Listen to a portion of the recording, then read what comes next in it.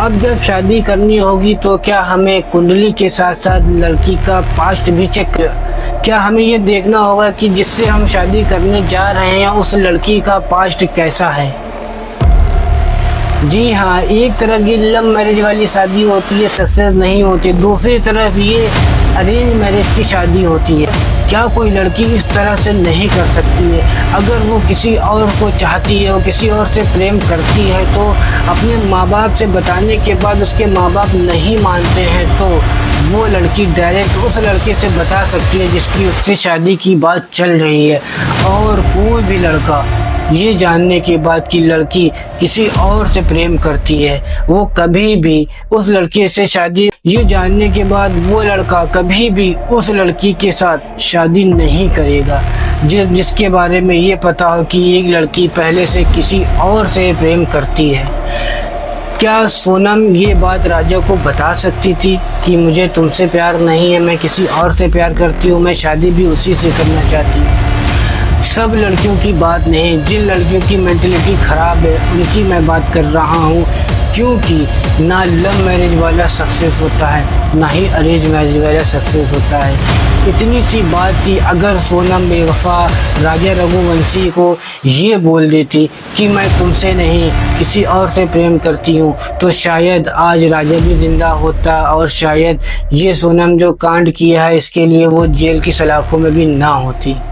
खबरों की माने तो सोनम ने खुद ही पूरी मास्टरमाइंड बन के इस हत्या की स्टोरी को लिखा था। जब सोनम की शादी हुई और राजा के घर में गई, सबसे पहले उसने प्लान ये बनाया कि इसको ले जाएंगे मेघालय। मेघालय को उसने इसलिए चूज़ किया क्योंकि मेघालय एक ऐसी जगह है जहाँ पे बहुत छोटा सा राज्य है और वहाँ काफ़ी झरने और जंगल भी हैं, पहाड़ भी हैं। तो उसने ये करा, राजा को वो लेके गई, जबकि राजा के भाई और उसके माँ बाप ये नहीं चाहते थे कि राजा वहाँ जाए।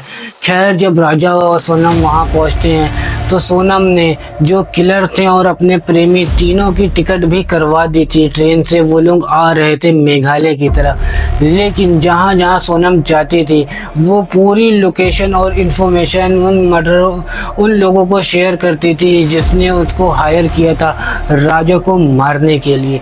लेकिन जैसे ही ये लोग एक जगह जाते हैं जंगल में और उसके बाद एक मर्डर करने वाला आदमी वो लेके आता है एक धारदार हथियार जो सीधा मारता है राजा के सर पे, जिसके बाद राजा अधमरा अवस्था में वहीं गिरता है। तो ये लोग उठा के उसको एक पहाड़ से नीचे फेंक देते हैं। पहाड़ से नीचे गिरने के बाद ये अपना फ़ोन स्विच ऑफ वहीं करते हैं और राजा का भी फ़ोन स्विच ऑफ कर दिया जाता है। उसके बाद ये अपनी जैकेट राजा के पास फेंक के वहाँ से ये लोग चले जाते हैं। इनका प्लान ये था कि अब हम दोनों नेपाल के रास्ते से कहीं बाहर भाग जाएंगे, लेकिन ये इससे पहले भागते मेघालय की पुलिस और एमपी की पुलिस ने पहले ही इस साजिश को भाप लिया था और इसका ये प्रेमी पकड़ा जाता है। पूनम समझ गई थी कि अब कोई रास्ता नहीं है सरेंडर करने के सिवा। तो रात का बजा था 2:30। सोनम पहुंचती है गाजीपुर की एक हाईवे पे ढाबा था, उस ढाबे के पास जाती है। वहाँ पे कहती है कि मेरे भाई को फ़ोन लगा दो। जब उसके भाई को फ़ोन लगाते हैं तो ढाबे वाला समझ गया था कि ज़रूर कुछ ना कुछ मामला ख़राब है, तो उसने पुलिस को भी फ़ोन लगाती है। जब पुलिस आती है तो वो देख के पहचान लेती है ये सोनम है। और जब सोनम ने खुलासा किया तो उसके बाद एक जो पवित्र रिश्ता होता है जिसमें 2 अनजान लोग बनते हैं शादी के बंधन में, उस पर से भी लोगों का भरोसा उठने लगा।